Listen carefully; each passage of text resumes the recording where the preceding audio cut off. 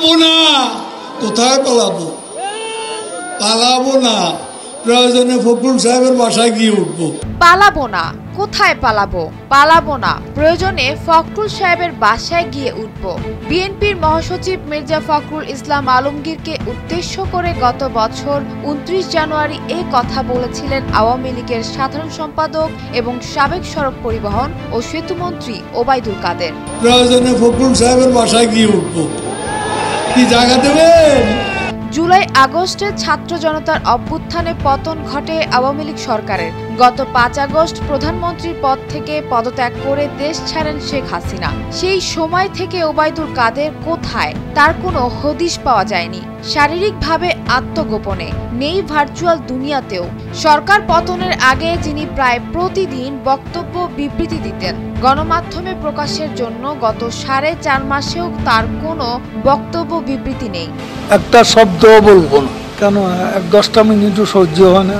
ওবায়দুল কাদের খেলা হবে কথাটিকে রীতিমতো স্লোগানে পরিণত করেন। খেলা হবে বলে তিনি নিজেই চলে গেলেন লোকচক্ষুর আড়ালে। ওবায়দুল কাদেরের অবস্থান নিয়ে আওয়ামী লীগের নানা কথা প্রচলিত আছে।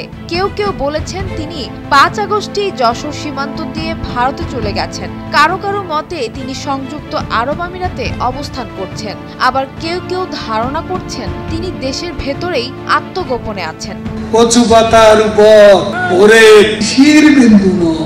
এসব চর্চা আর গুঞ্জনের মধ্যেই দেশের সংবাদ মাধ্যম খবর ছেপেছে তাদের হাতে আসা তথ্য অনুযায়ী 3 মাস 5 দিন ওবায়দুল কাদের দেশেই ছিলেন। এ সময় তিনি নিরাপদেই ছিলেন। দলের সভাপতির মতো তিনিও ভারতে আশ্রয় নেওয়ার চেষ্টা করেছেন। এই সময় যোগাযোগের চেষ্টা করেছেন দলীয় সভাপতির সঙ্গে, সেখান থেকে সাড়া মেলেনি। বৈষম্য বিরোধী আন্দোলন নিয়ে ওবায়দুল কাদেরের দেয়া বক্তব্যে বিরক্ত ছিলেন দলের সভাপতি। ছাত্রদের আন্দোলন দমাতে ছাত্রলীগই যথেষ্ট। ওবায়দুল কাদেরের এমন বক্তব্যেই আন্দোলনে আগুন ঘি ঢেলে দিয়েছিল বলেই দলটির নেতারা মনে করছেন যে আন্দোলনের জেরে শেখ হাসিনার সরকারকে এক বিধ্বংসী পরিণতি দেখতে হয়েছে।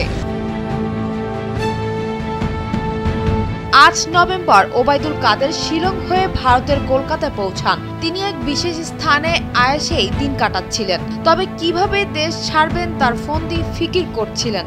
সবুজ সংকেত আসার পর সড়ক পথে তিনি বিশেষ ব্যবস্থায় ভারতের মেঘালয়ের রাজধানী শিলং পৌঁছান। সেখান থেকে যান কলকাতা। দিল্লি নয়, কলকাতাতেই তিনি অবস্থান করবেন এমনটাই জানা গেছে। ভারত সরকারের কাছে তার জন্য কেউ কেউ লবি করছিলেন। এদিকে ওবায়দুল কাদের 3 মাস দেশের ভেতরে কোথায় লুকিয়েছিলেন তা সরকারের জানা ছিল না বলে জানিয়েছেন স্বরাষ্ট্র উপদেষ্টা লেফটেন্যান্ট জেনারেল অবসরপ্রাপ্ত জাহাঙ্গীর আলম চৌধুরী। তিনি বলেন, ওবায়দুল কাদের কোথায় ছিলেন আমরা যদি জানতাম ধরে ফেলতাম। সেগুন বাগিচায় ঢাকা বিভাগীয় কমিশনারের কার্যালয়ে আইন শৃঙ্খলা পরিস্থিতি নিয়ে সভা শেষে সাংবাদিকদের প্রশ্নের জবাবে এ কথা বলেন তিনি। পালাবো না, কোথায় পালাবো? পালাবো না। সানজানা তাবাসসুম, ভোরের কাগজ।